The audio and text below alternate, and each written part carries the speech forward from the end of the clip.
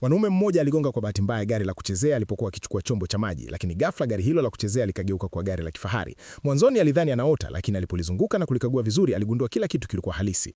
Kisha akaokota kipande cha karatasi kilichokunjamana, lakini mara moja ikageuka kwa mchoro wa zamani wenye thamani kubwa. Haya yote yalitokea kwa sababu alikuwa amepata pete ya kichawi inayoweza kubadilisha vitu visivyo na thamani kuwa hazina.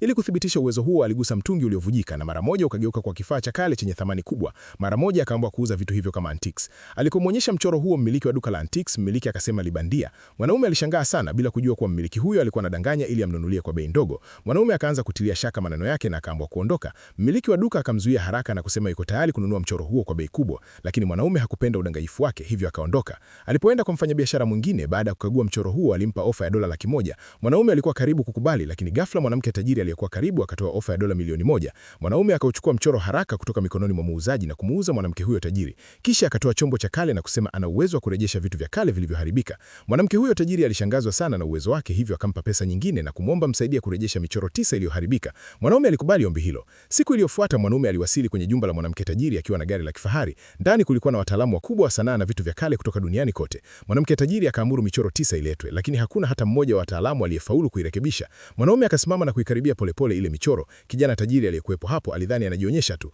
lakini ghafla mwanaume akaweka mkono wake karibu na michoro hiyo. Mara moja mwanga mkali ukatokea ndani ya chumba. Ndani ya dakika 2 tu, michoro iliyokuwa imeharibika ikageuka kuwa kazi bora za sanaa zenye thamani kubwa sana. Kama umeipenda video hii, like, share na kucomment maoni yako. Umeionaje hii kazi? Pia usisahau kutufollow Tom TV. Asante.